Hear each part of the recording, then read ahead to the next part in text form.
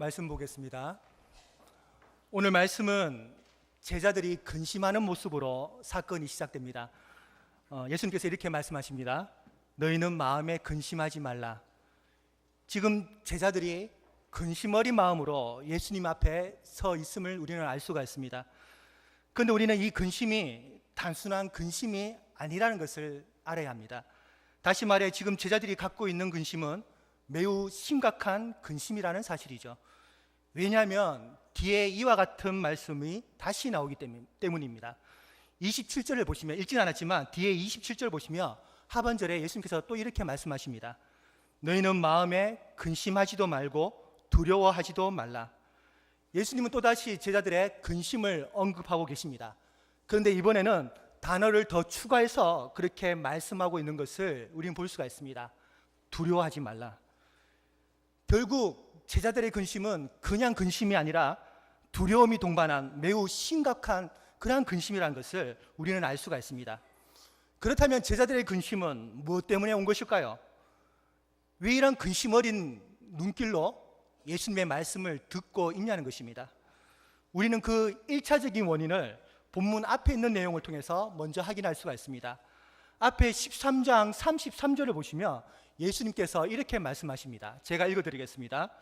작은 자들아, 내가 아직 잠시 너희와 함께 있겠노라.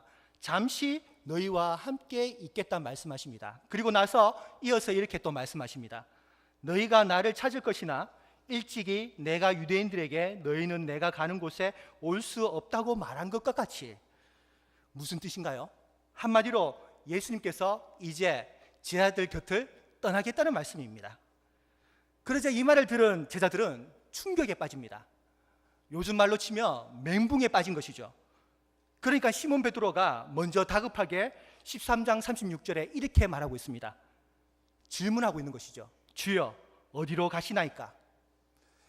이것이 어떻게 보면 가볍게 들리실지 모르겠지만 지금 제자들 입장에서는 아주 심각한 질문이었습니다. 갑자기 어딜 가시겠다는 것이냐는 질문이라는 것이죠. 왜 그런 말씀을 하시느냐? 그런 의미가 내포되어 있습니다. 베드로는 이미 앞에서도 이와 비슷한 감정을 예수님께 표출한 적이 있었습니다. 바로 언제냐면은 예수님이 이제 고난을 당하고 죽었다가 다시 부활할 것에 대해서 제자들에게 말씀하실 때에 그 중에 베드로는 아주 정색을 하면서 예수님께 말씀합니다. 말을 건넵니다. 예수님, 절대 그런 일이 없을 것입니다. 그렇게 얘기한 장면을 우리는 앞에서 발견할 수가 있습니다.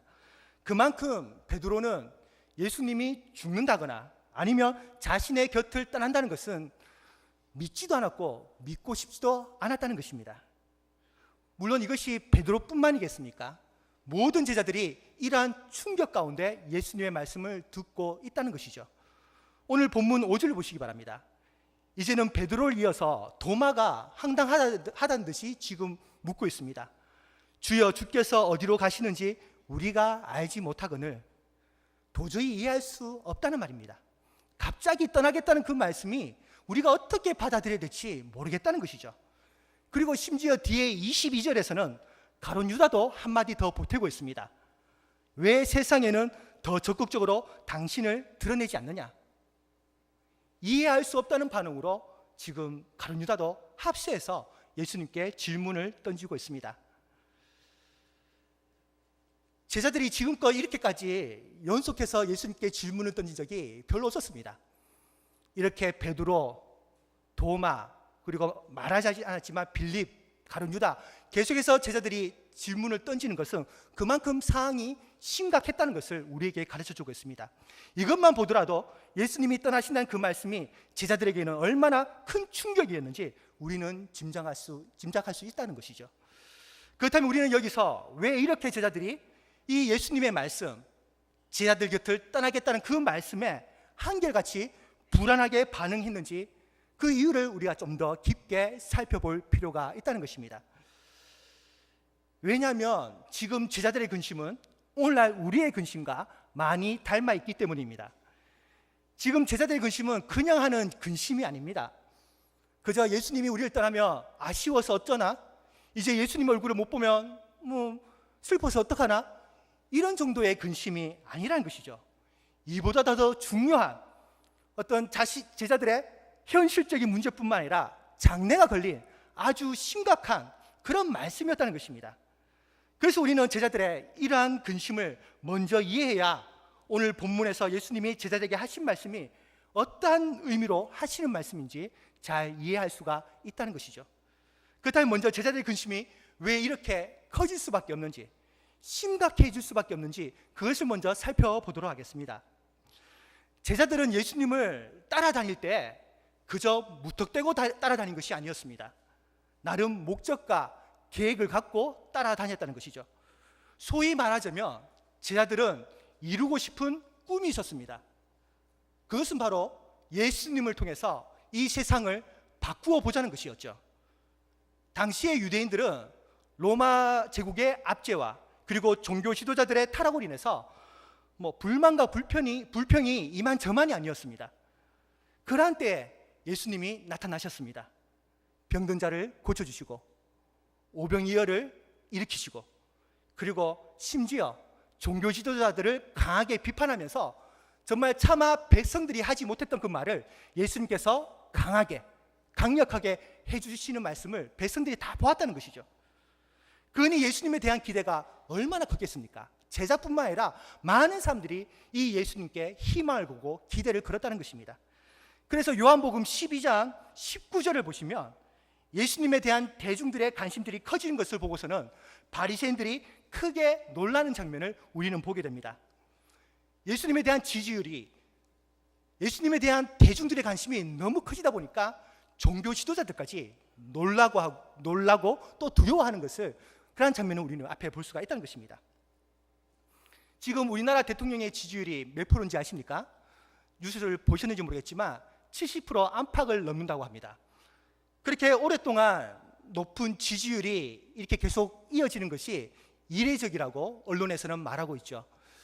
그렇다면 지금 성경의 당시에 예수님의 지지율은 대략 몇 프로 될 것 같습니까? 100%까지는 아니더라도 90% 안팎은 될 수 있을 거라 생각합니다. 그만큼 이 당시에 예수님의 지지율이 너무나도 컸다는 것이죠. 그리고 이렇게 지지율 높은 예수님을 가장 가까운 곳에서 따라다닌 사람들이 바로 12명의 제자들이었습니다. 그러니까 이 제자들이 이 예수님을 통해서 얼마나 기대와 소망이 컸겠습니까? 이제 예수님을 통해서 자신들이 세상을 바꿀 수 있을 거라는 그런 기대와 소망 충분히 하고도 남는다는 것입니다. 그뿐입니까? 잘하면 제자들은 예수님을 통해서 권력도 얻을 수 있을 것이다, 이렇게 생각했었습니다. 우리는 그것을 야고보와 요한이 예수님을 찾아와서 청탁하는 장면에서 우리는 확인할 수가 있습니다. 야고보와 요한이 무엇을 청탁합니까? 예수님께서 높은 자리에 앉게 되시거든 우리를 예수님의 우편과 좌편에 앉혀달라고 그렇게 미리 청탁하는 것을 우리는 볼 수가 있습니다. 그만큼 제자들은 세상을 바꾸는 것뿐만 아니라 예수님을 통해서 이 세상의 기득권을, 권력을 차지할 수 있다는 이러한 비전과 목적과 꿈을 다 갖고 있었다는 것을 우리는 성경을 통해서 발견할 수가 있다는 것이죠. 그뿐만 아닙니다. 더 중요한 것은 제자들은 예수님께 자신의 모든 것을 걸었던 사람들이었습니다. 예수님 갈릴리 바닷가에서 베드로와 여러 제자들을 부르실 때 어떤 일이 벌어집니까? 제자들이 예수님을 따라갈 때 그냥 따라가는 것이 아니었습니다. 그날 자신들이 잡았던 물고기와 그리고 자신들의 전 재산인 이 배를 다 버리고 예수님을 따라가는 것을 우리는 확인할 수가 있습니다. 이것은 우리에게 무엇을 보여주고 있습니까? 제자들이 예수님을 따라갈 때 이미 모든 것들을 다 포기했다는 것입니다. 세상의 것을 다 버리고 이제 예수님께 모든 것을 건 것이죠. 한마디로 올인을 했다는 것입니다. 자신의 인생, 자신의 모든 재산까지 포기하고 이제 주님께 걸고 나아갔음을 우리는 알 수가 있는 것입니다.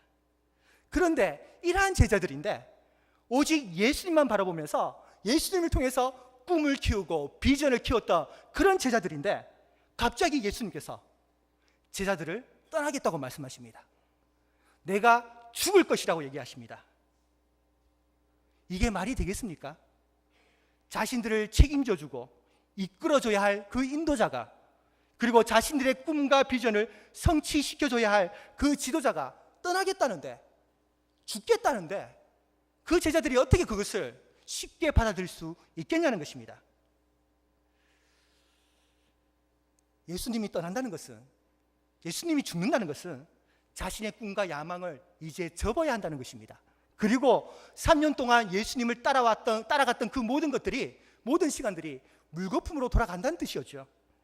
이것이 가장 피나한 일이겠습니까? 물불을 가리지 않고 말려야 되는 것이죠. 제자들의 근심은 바로 이런 것이었습니다. 이러한 복합적인 문제들이 있었기 때문에 근심이 되었고, 이것이 두려움으로 변하게 되었던 것이죠. 예전에 제가 섬겼던 교회에 있을 때 어떤 지사님이 저를 찾아와서 자신의 얘기를 들려준 적이 있으셨습니다. 이분에게는 아들이 있는데 이 아들이 어렸을 때부터 공부를 잘했다는 거죠. 그리고 머리도 매우 비상했답니다. 그러니까 이 집사님이 어떤 마음이 들겠습니까? 이 아이에게 엄청난 기대와 소망이 생겨나는 것입니다. 그래서 이 아이에게 더욱더 투자를 하기 시작합니다. 자신의 시간을 투자하고, 자신이 가지고 있는 물질을 투자하고, 정말 이 아이가 공부를 잘할 수 있는 방법에 있어서는 수단과 방법이지 않도록 모든 것들을 투자했다는 것입니다. 결국 이 지사님의 비전은 바로 자신의 아들이었던 것이죠. 이 아들을 좋은 대학에 보내서 그 성공하는 모습을 보는 것이 바로 이 집사님의 비전이었고 소망이었습니다. 그런데 문제는, 그렇게 어렸을 때부터 잘 따라왔던 이 아들이 고등학교에 들어가면서 공부를 하나씩 내려놓더라는 것입니다. 그래서 야단쳐도 안 되고 달래도 안 되고 아무리 말로 설득을 하려 해도 설득을 당하지 않는 것이죠. 그러니까 어떻게 해야 됩니까? 지사님이 조금씩 포기하기 시작합니다. 이제는 결국 그 아들에 대한 기대와 소망을 탁 내려놨을 때 어떤 일이 벌어진지 아십니까? 우울증이 오기 시작하더라는 겁니다. 우울증. 이제 비전이 사라지니까, 꿈이 사라지니까, 기대가 사라지니까 인생이 허무하게 보이고 자신도 모르게 그 우울증이 자신을 지배하더라는 것이죠. 그래서 그 우울증 때문에 너무 힘들었다고 얘기한 적이 있었습니다. 심지어 우울증 때문에 자살한 사람의 심정을 이해하겠더라고 저한테 그렇게 말씀해 준 적이 있으세요. 물론 지금은 믿음으로 잘 극복하셔가지고 믿음 생활을 잘하고 계시지만, 성도 여러분, 이 집사님의 심정을 우리는 충분히 이해할 수 있을 거라 생각합니다. 자식뿐입니까? 우리가 믿었던 남편, 믿었던 아내, 그런 무너지는 모습을 보면서 우리도 함께 무너집니다. 남편이 사업이 무너져서 우리 가운데 두려움이 나타나게 되고, 아내가 건강으로 쓰러져서 그때부터 근심과 걱정이 쌓이게 되는 것입니다. 그리고 믿었던 직장이 문을 닫게 되고, 그리고 계획했던 일들이 뜻대로 되지 않아서 이처럼 우리가 믿었던 사람이나 계획했던 일들이 다 무너질 때 우리는 매우 근심하게 되고 또한 두려워하게 되어 있더라는 것이죠. 제가 왜 이 말씀을 드리냐면, 오늘 제자들의 근심이 바로 그러한 근심이었습니다. 모든 것을 걸고 따랐던 예수님을 통해 자신들이 꿈꾸던 세계, 그리고 예수님을 통해 누리려고 그리고 기대했던 그 기득권에 대한 소망들, 이 모든 것들이 예수님 말씀 그 한마디에 무너지고 있습니다. 이것이 제자들이 공통적으로 느꼈던 근심과 두려움이었다는 것이죠. 자, 그렇다면 이러한 제자들의 마음을 예수님께서 모르셨겠습니까? 다 알고 계셨습니다. 그래서 예수님은 제자들의 마음을 바라보시면서 말씀하십니다. 그 말씀이 오늘 우리가 읽었던 이 본문의 내용입니다. 이 말씀은 결국 제자들뿐만 아니라 오늘날 우리 성도들이 이 세상을 살면서 나타나게 되는 그 모든 근심과 두려움을 어떻게 이겨나갈 수 있을지에 대해서 답변해 주시는 말씀입니다. 우리가 기대했던 것들이 흔들리고 무너질 때 우리가 무엇으로 위로를 받아야 하는지를 주님께서 직접 가르쳐주고 계시다는 것입니다. 그것을 우리가 한번 본문을 통해서 살펴보도록 하겠습니다. 오늘 본문을 보시면 예수님께서는 크게 두 가지로 대답을 해주고 계십니다. 그 첫 번째가 무엇이냐면 바로 우리는 예수님이 계신 곳을 바라봐야 한다는 것입니다. 예수님이 계신 곳, 지금 예수님이 계신 곳이 어디냐? 그것을 바라보라고 우리에게 말씀해주고 계십니다. 그래서 오늘 본문 2절을 보시면 예수님은 이렇게 말씀하고 계십니다. 제가 읽어드리겠습니다. 내 아버지 집에 거할 곳이 많도다. 그렇지 않으면 너희에게 일렀으리라. 내가 너희를 위하여 거처를 예비하러 가노니. 지금 예수님께서는 특정한 장소를 얘기해 주고 계십니다. 내가 거처를 예비하러 간다. 지금 예수님은 지금 하나님 나라에 대해서 말씀하고 계십니다. 앞으로 내가 가려고 하는 곳이 어디냐? 내가 너희를 위해서 준비하는 곳이 어디냐? 바로 하나님의 나라다. 이것을 가르쳐주고 계시다는 것입니다. 그리고 그곳에 내가 너희들을 인도하겠다고 그렇게 약속하고 계십니다. 여러분, 왜입니까? 왜 이렇게 말씀하십니까? 바로 이곳이 성도들이 영원히 있어야 할 곳이기 때문입니다. 그래서 이 땅의 성공과 실패에 대해서 너무 연연해하지 말라고 말씀하십니다. 우리의 시선과 우리의 꿈은 이 땅이 아니라 하나님의 나라, 예수님이 계신 곳을 향하게 될 때 우리는 근심과 두려움에서 자유할 수 있다고 우리에게 말씀을 하고 계신 것이죠. 예수님께서는 지금도 성도들 위해서 여전히 하늘의 거처를 준비하고 계십니다. 그런데 우리는 여기에 대한 소망과 기대보다는 당장에 우리 손에 있는 물질과 건강, 그리고 세상의 이목에 관심이 더 많습니다. 그래서 여기에 대한 만족이 채워지지 않으면, 우리의 기대와 다르게 흘러가면 힘들어하고 근심에 쌓이게 되어 있게 된다는 것이죠. 그리고는 두려움이 쌓여 결국 무너지는 사람들도 있습니다. 그래서 예수님은 우리가 바라봐야 할 그 본질에 대해서 다시금 가르쳐주고 계십니다.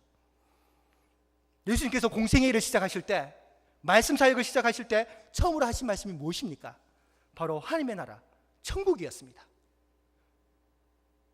그 나라를 시작하고 완성하러 오신 분이 예수님의 사역이라는 것을, 기본적인 사역이라는 것을, 근본적인 사역이라는 것을 사역 초기부터 우리에게 가르쳐 주셨습니다. 그런데 제자들은 다른 곳을 보고 있습니다. 하나님의 나라가 아니라 당장에 손에 쥘 수 있는 무언가를 가지길 원합니다. 그러니 예수님은 다시금 제자들에게 말씀하고 계십니다. 나는 너희들이 거할 하나님의 나라를 이루러 왔다. 그리고 그것을 바라보고 소망하는 것이 너희들의 사명이다. 그래야지만 이 근심과 이 두려움을 이겨낼 수 있다. 예수님께서는 제자들에게 그렇게 가르쳐주고 있는 것이죠. 그런데 성도 여러분, 우리가 오해하지 말아야 할 것은, 이것은 결코 현실을 외면하라는 말씀이 아닙니다. 현실을 무시하는 말씀이 아니라는 것이죠. 하나님의 나라가 중요하니까 지금의 세상에 대한 관심을 끊어라, 이런 뜻이 아니라는 것입니다. 지금 예수님은 세상을 이기는 방법에 대해서 우리에게 가르쳐주고 계십니다.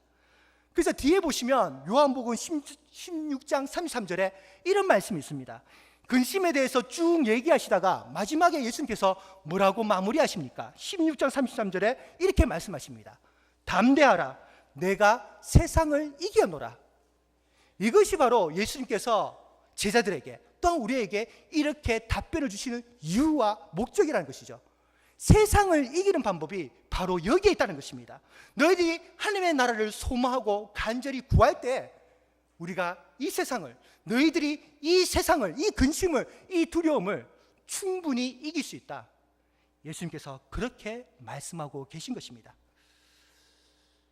사랑하는 성도 여러분, 정말 세상을 이기고 싶으십니까?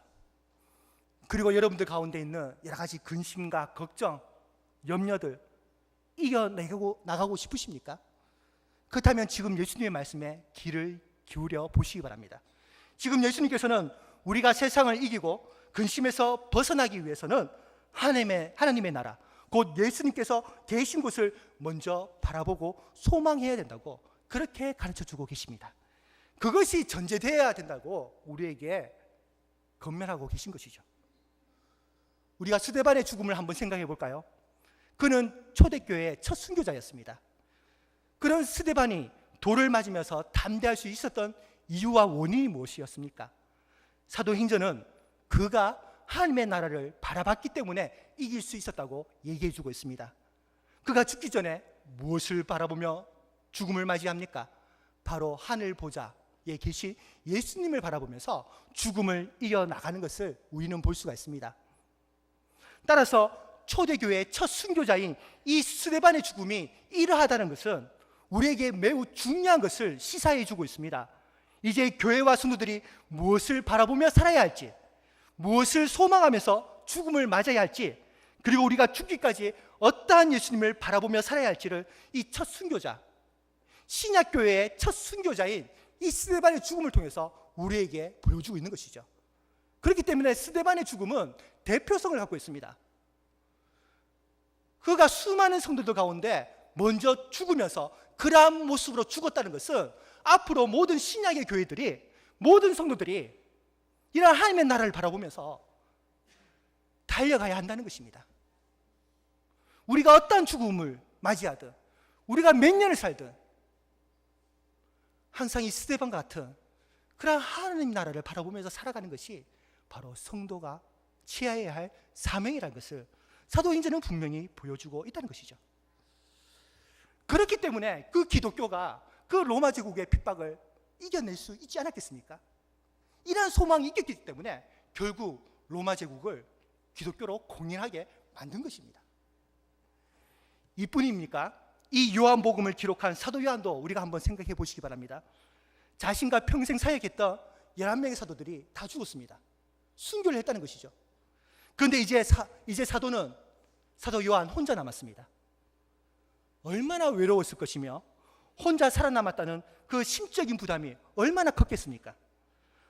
하지만 그런 그를 그래도 끝까지 견디게 이기게 할 수 있었던 것은 결국 하나님 나라에 대한 소망이었습니다. 그래서 성경의 가장 마지막 책, 하나님 나라에 대해서 가장 상세하게 기록한 이 요한계시록을 마무리하면서 사도 요한은 자신의 사역을 끝을 맺습니다. 그의 꿈과 비전은 이제 하나님의 나라로 머무는 것을 우리는 볼 수가 있습니다. 그러자 그는 세상에서 담대해질 수가 있었고, 심지어 유배지인 그 pat모섬에서 끝까지 사명을 감당할 수 있었다는 것이죠. 이처럼 스데반이나 사도 요한, 그리고 심지어 성경 스스로도 성도와 교회가 마지막까지 무엇을 바라보고 살아야 하는지를 분명히 제시하고 있습니다. 이 시선을 우리가 거두어서는 안 된다는 것이죠. 이처럼 성경은 끊임없이 하나님 나라에 대해서 설명하고 있습니다. 이것이 성도들이 끊임없이 바라봐야 할 사명이라고 우리에게 가르쳐주고 있습니다. 그래서 심지어 사도 바울은 우리는 하늘의 시민권을 가진 자라고 그렇게 명명하고 있습니다. 따라서 성도 여러분, 이 사실을 기억하시기 바랍니다.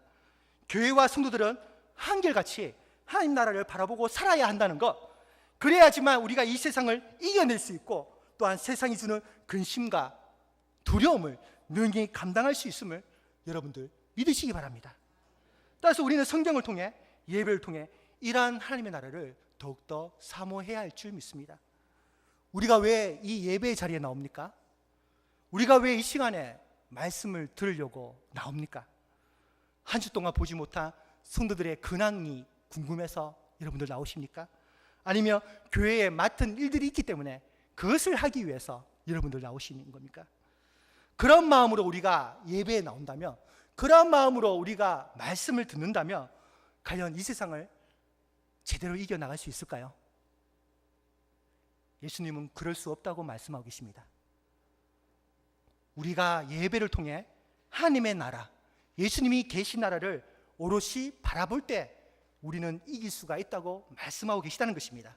그러할 때 하나님의 나라를 바라보는 그러한 예배가 될 때 그 예배가 신령과 진정으로 드리는 예배가 되고 세상을 이기는 예배, 근심을 이기는 예배가 될 줄 여러분들 믿으시기 바랍니다. 자, 그리고 두 번째 예수님께서 들려주신 대답은 바로 이거였습니다. 너희들이 근심에서 이겨나가기를 원하느냐? 너희들이 세상을 이기기를 원하느냐? 그렇다면 예수님께서 뭐라고 말씀하십니까? 예수님이 어떤 분이신지 바로 알아야 그 근심을, 세상을 이길 수 있다고 말씀하고 계십니다. 오늘 본문의 4절을 보시면 예수님께서 이렇게 말씀하십니다. 내가 어디로 가는지 그 길을 너희가 아느니라. 그러자 도마가 5절에 이렇게 대답합니다. 주께서 어디로 가시는지 우리가 알지 못하거늘. 지금 예수님의 말씀과 도마의 대답이 엇나가는 것을 우리는 볼 수가 있습니다. 이렇게 엇박자가 나는 이유가 뭘까요? 바로 예수님의 관심과 제자들의 관심이 달랐기 때문입니다. 어쩌면 당연한 거죠. 예수님의 관심은 하나님의 왕국을 완성시키는 데 있었고, 제자들의 관심은 예수님을 통해 이 땅에 자신들의 왕국을 세우는 일에 있었다는 것입니다. 그러니 문제가 발생합니다. 예수님은 분명히 하나님 나라에 대해서 설명하고 가르치고 교육하고 있는데, 그 말씀을 듣는 제자들은 다른 생각을 하고 있습니다. 자의적으로 해석하고 있다는 것이죠. 이제는 우리가 곧 예수님을 통해서 이 땅에 우리의 왕국을 세울 수 있을 것이다, 이렇게 해석을 하고 있다는 것입니다. 그러니까 소통이 되지 않는 것이죠. 그래서 읽지는 않았지만 뒤에 구절을 보시면 예수님은 아주 중요한 말씀을 제자들에게 하고 계십니다. 제가 읽어드리겠습니다. 빌립아, 내가 이렇게 오래 너희와 함께 있으되 네가 나를 알지 못하느냐. 지금 빌립뿐만 아니라 제자 전체들에게 하시는 말씀입니다. 얘들아, 빌립아, 제자들아, 너희들이 지금까지 이렇게 오랫동안 나를 따라다니면서 내 사역을 보았고 말씀을 들었음에도 불구하고 내 말이, 내가 너에게 전하는 말이 이해되지 않느냐? 알지 못하느냐? 지금 예수님은 답답한 심정으로 제자들에게 말씀하고 있다는 것이죠. 지금까지 충분히 내가 어떠한 그리스도이며 내가 어떠한 일을 하는 메시아인지를 가르쳐 줬음에도 불구하고 너희들은 아직까지 나를 모르느냐? 왜 이해하지 못하느냐? 예수님께서는 그렇게 지금 제자들에게 책망하고 계신 거란 말입니다. 베드로의 이야기를 다시 한번 해드리겠습니다. 나중에 예수님이 붙잡히실 때 베드로는 처음부터 도망가지는 않습니다.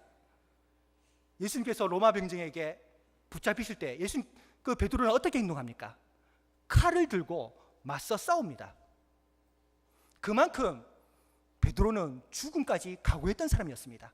어떤 식으로든지 예수님을 지키려고 했던 사람이 바로 베드로였어요.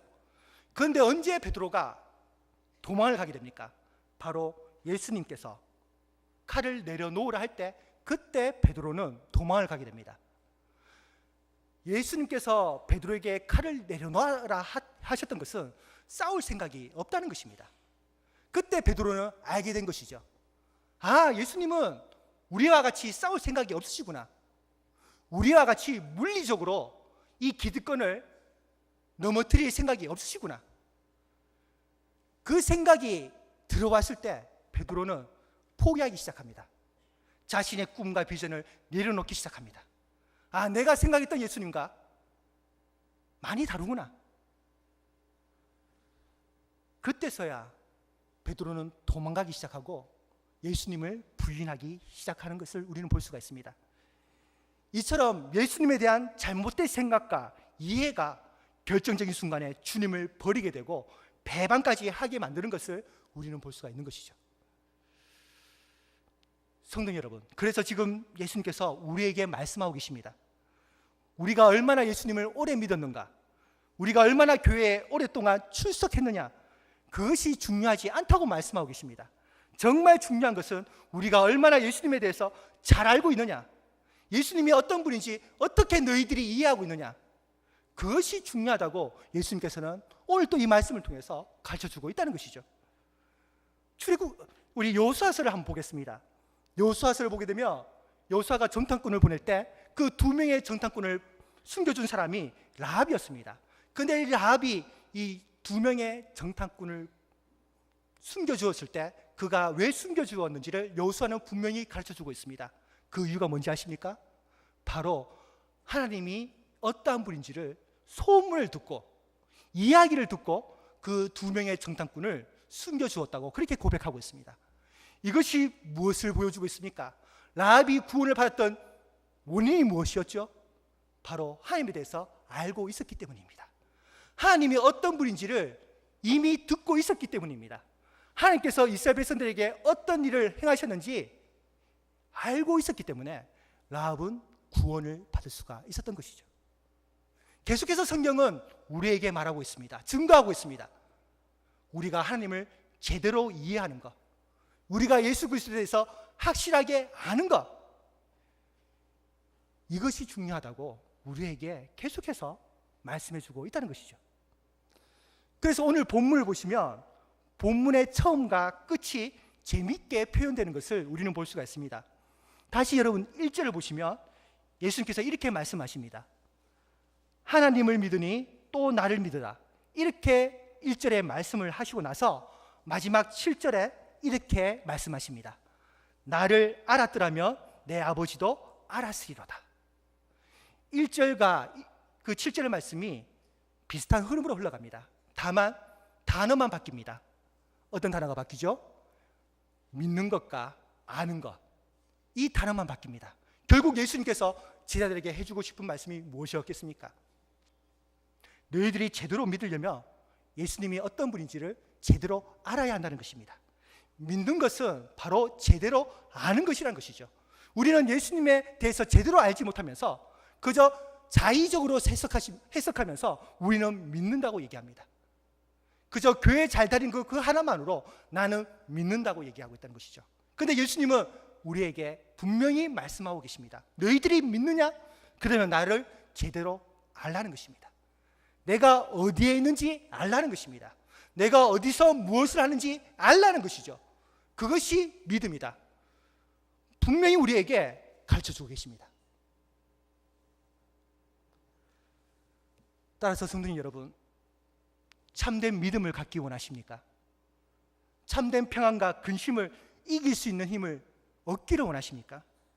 그렇다면 예수님을 더욱 알려고 노력하십시오. 예수님이 어떤 분인지, 정말 나에게 어떠한 그리스도인지 말씀을 통해서 제대로 아시라는 말씀입니다. 그럴 때 우리는 세상을 이길 수 있고 이 세상의 근심과 두려움을 헤쳐나갈 수 있다는 사실입니다. 그리고 그것을 최고의 기도 제목으로 삼으시기 바랍니다.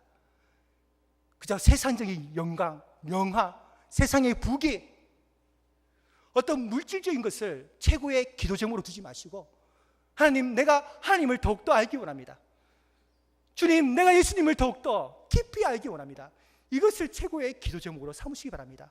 결국 이것을 우리가 이룰 때, 이러한 기도 제목이 이루어질 때 여러분들은 어떠한 상황 속에서도 흔들리지 않고 도망가지 않고 심지어 베드로처럼 배반하지 않고 주님과 함께 하신다는 사실을 꼭 기억하시기 바랍니다.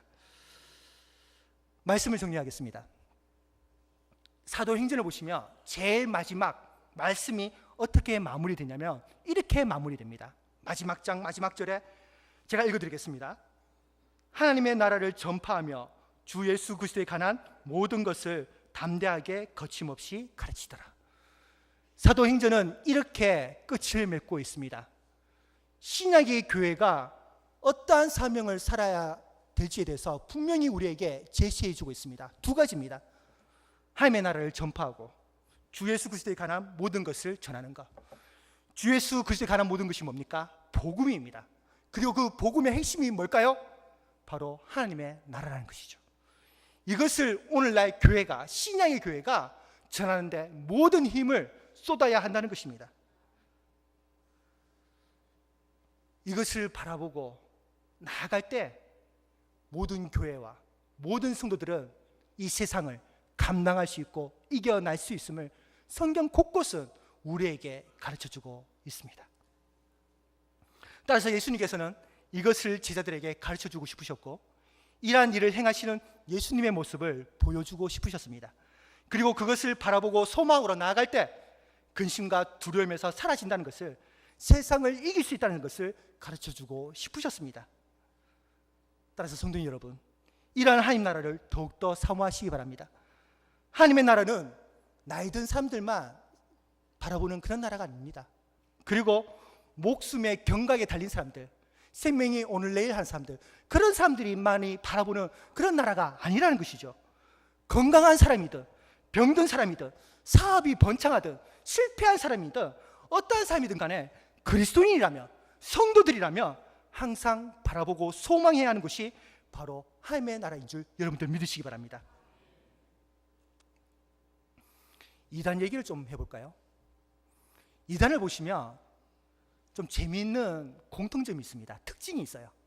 그게 뭐냐면 이단들마다 이렇게 보시면 자기들만의 왕국을 건설합니다.